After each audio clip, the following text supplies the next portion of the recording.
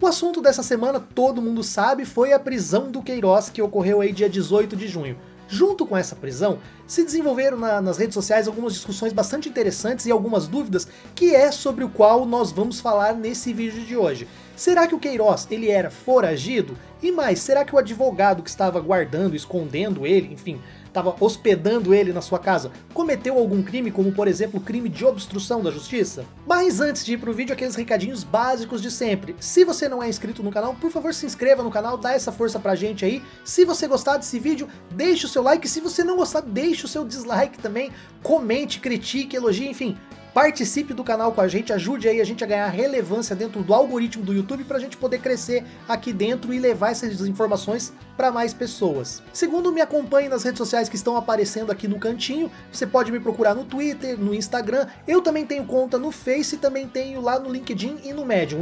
Todas essas outras redes sociais, inclusive as que apareceram aqui, estarão no comentário fixado abaixo. Sem mais enrolação, então vamos falar sobre a prisão do Queiroz. O Queiroz, ele está sendo investigado num esquema de rachadinha lá pelo Ministério Público do Rio de Janeiro. Já houve diversas tentativas de ouvi-lo e ele sempre apresentou ali atestados médicos e situações ali que impediriam o seu comparecimento, né, para prestar esclarecimentos e tal, mas finalmente ele foi preso aí para provavelmente garantir a instrução dessa investigação. Via de regra, é preciso dizer que as pessoas são inocentes e por isso elas respondem em liberdade os seus processos criminais. A não ser que em algumas hipóteses, como por exemplo elas estiverem atrapalhando a instrução processual, seja de repente destruindo provas ou ameaçando testemunhas, ou então por uma questão de forte e relevante valor social e tal, né, que são requisitos que estão lá no Código de Processo Penal, são autorizadas essa prisão que tem uma natureza de prisão cautelar que pode tirar essa pessoa de circulação momentaneamente para você poder instruir isso melhor. Significa que ele vai ficar preso até o fim? Não sabemos, isso vai depender do que se levantar de provas e de quão perigoso pode ser ele continuar livre para essa instrução. De repente ele pode vazar, ou pode destruir, ou pode ameaçar testemunhas, enfim, ou pode até mesmo de repente ser morto, né? Então são vários os fatores que podem colaborar com que ele fique preso até o final dessa instrução. Se vocês quiserem saber um pouco mais sobre prisões, eu tenho um vídeo específico, eu vou deixar ele linkado aqui, onde eu falo todas as formas de prisão que existem no direito brasileiro. Resumidamente, nós temos essas prisões que são feitas antes do trânsito em julgado e depois as prisões para cumprir uma pena. E isso é interessante falar porque lá para frente eu vou falar um pouquinho sobre essa questão em específico, né, da prisão para cumprir uma pena. Pelo que nós soubemos, essa prisão do Queiroz foi pedido recentemente aí pelo Ministério Público e foi deferida pela Justiça. Ou seja, até então o Queiroz ele não era foragido, é errado dizer que ele estava foragido da justiça.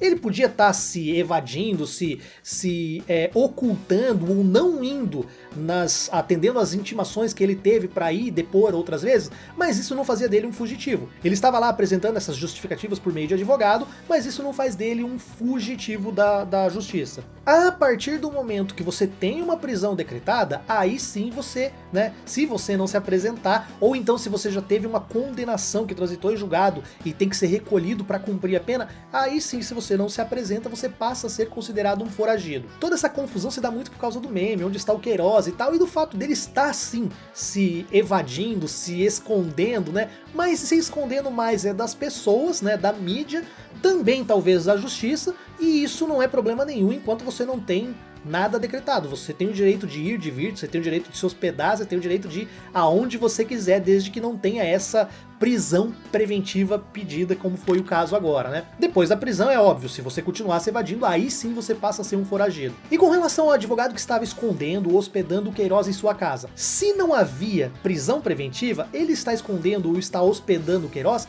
também não configura crime nenhum. Agora, com relação ao advogado, a gente precisa falar algumas coisas a mais. O advogado, ele tem o trabalho, ele presta consultoria jurídica para os seus clientes.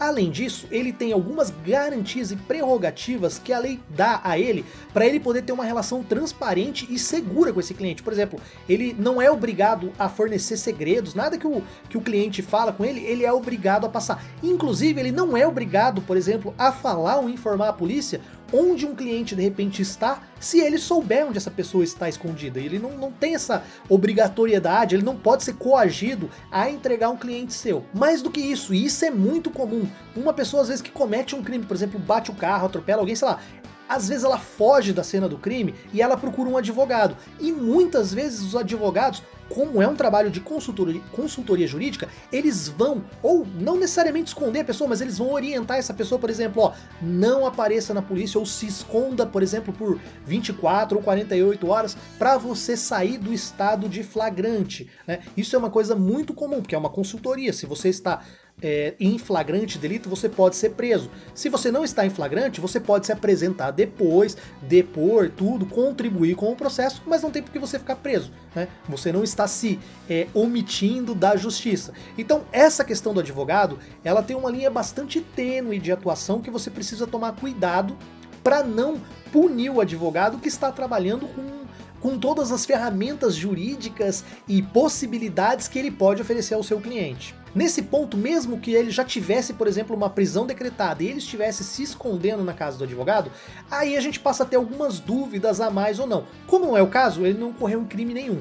Se por acaso tivesse ocorrido essa prisão preventiva antes e ele estivesse escondendo, aí nós temos talvez algumas divergências entre as pessoas, mas a grande maioria, né, entende que não, que o advogado ele tem essa relação com o cliente, se ele não participa do crime, se ele não está envolvido, se ele não faz parte de uma organização criminosa, se ele tem só aquela relação de cliente com uma pessoa, aí ele não estaria cometendo crime em esconder essa pessoa. Como eu falei, ele poderia, por exemplo, estar até negociando para apresentar aquela pessoa num momento adequado. A gente não pode saber, às vezes, todas as situações. Mais que isso, por exemplo, alguns juristas falaram que talvez ele incorreria no crime de favorecimento pessoal. Favorecimento pessoal é um crime previsto lá no artigo 348 do Código Penal, que diz respeito sobre você ajudar uma pessoa a se subtrair, né, da justiça para não cumprir uma pena de reclusão que foi imposta. Nessa situação eu discordo de algumas pessoas que falaram que se tivesse essa prisão preventiva decretada, incorreria nesse crime, porque a prisão preventiva ela não é pena.